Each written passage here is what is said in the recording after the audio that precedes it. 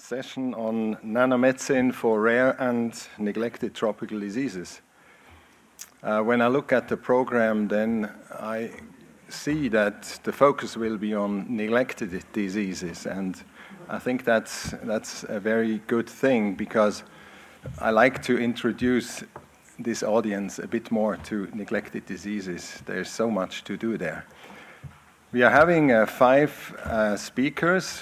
One is a plenary. No, not a plenary. One is an invited. A keynote lecture, which we allocate more time. The others are just 10 minutes. So we go through all the presentations, and at the end, there will be time left, so we can have a panel here for questions. So I would like to start by giving you an overview of what neglected diseases is, and also to present you the current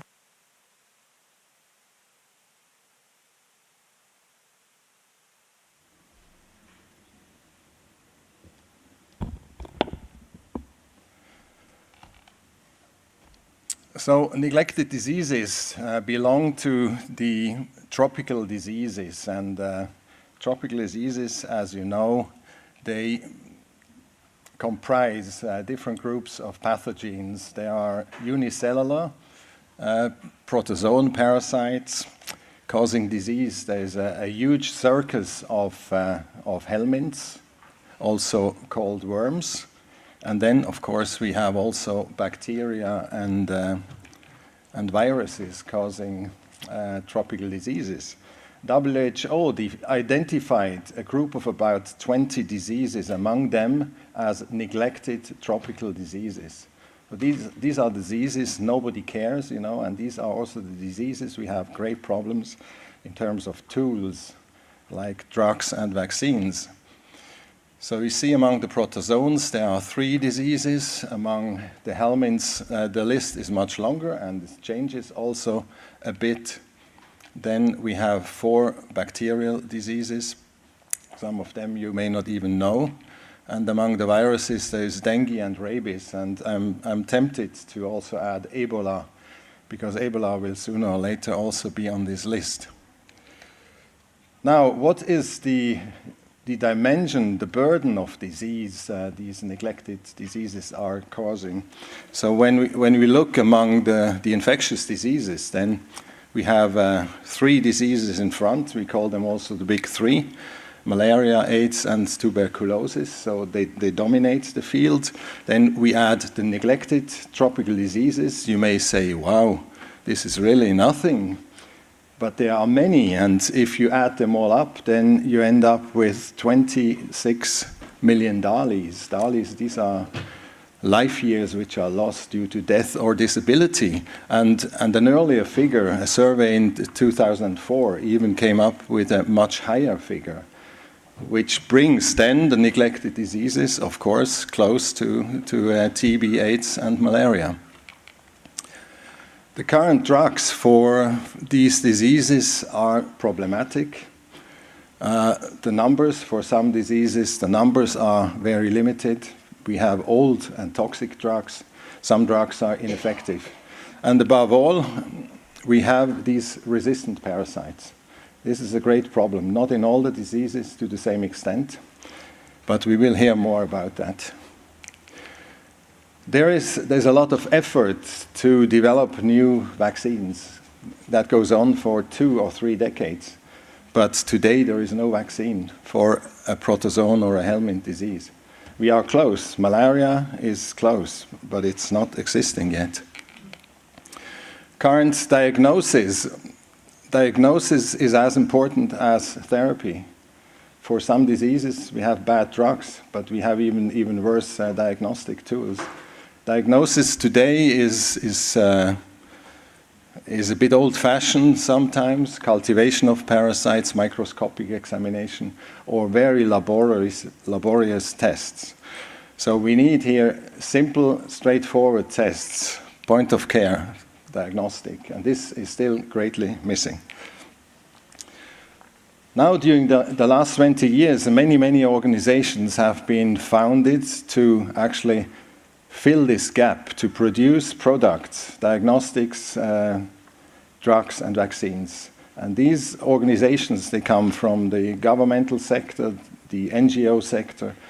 They are so-called public-private partnerships, but they are also institutes which were founded by big pharmaceutical industry. For instance, Novartis with the Singapore Institute, or GSK with an institute in Madrid.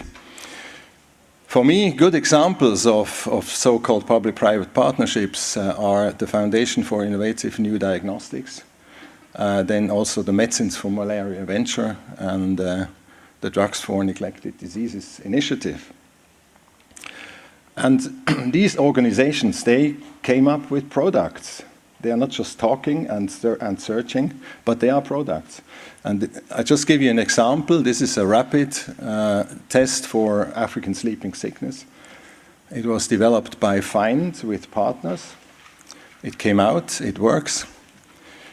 Another example in the field of new drugs. Here, the organization, DNDi, is very active. Of course, always together with partners. And this fexinidazole project was very exciting. My group was involved. And it was actually a retesting of old nitroimidazoles mainly from pharmaceutical companies. And within less than 2 years, fexinidazole was identified as a clinical candidate. And it passed phase 1. It is currently in phase 3 in Congo. And the last I heard is that over 300 patients were treated, and obviously with a good success. So if everything works out fine, then this product could be registered maybe in 2017. And the same organization has another product. This is a Benzoxaborole. It's a small, elegant molecule with containing a boron atom. It is very effective against trypanosomes, and it has fantastic pharmacokinetic properties. It is currently in phase 1 clinical trials, and so it will last a bit longer. And the hope, based on the good PK, is that maybe even a single dose could be sufficient for treatment. Now, 3.5 years ago, the London Declaration was signed by major pharma companies, by large donor organizations, and by affected countries. And the goal of this declaration is to eradicate one disease.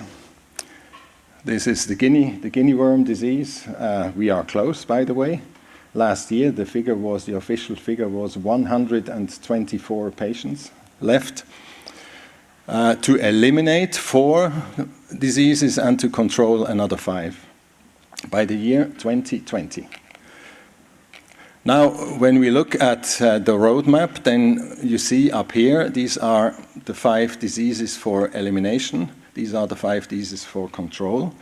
The yellow bar, which is here now, indicates how far we were 3 years ago in terms of eliminating these diseases. You see, we are not there yet. Now, the purple bar indicates where we can get with existing tools. And you can also see that for most of the diseases, we need better tools. And finally, the turquoise bar shows us where we can get with new tools. And new tools means new diagnostics and new and better drugs. I will give you one example. This is African sleeping sickness. And I worked for the whole of my life with this disease, and I saw the numbers of patients going up and down.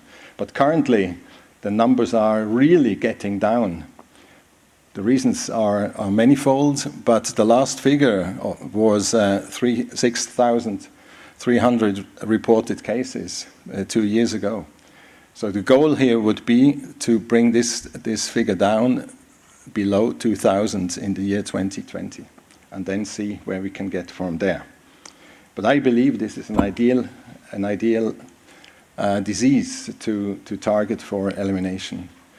A very quick outlook. Well, elimination of many diseases seems to be possible. It is not a brand new idea, but new is that it is approached in a concerted way. And I think we should all try to contribute to this. What is needed in the first place is political will and a lot of funding. And then in the second place, we need these tools, new diagnostics, new drugs, eventually also vaccines. And of course, that's a message to this group also. There is a lot of room for nanomedical devices for neglected tropical diseases. So join this field. There's a lot of room. There's a lot that can be done. And with this, I would like to thank you and to stop.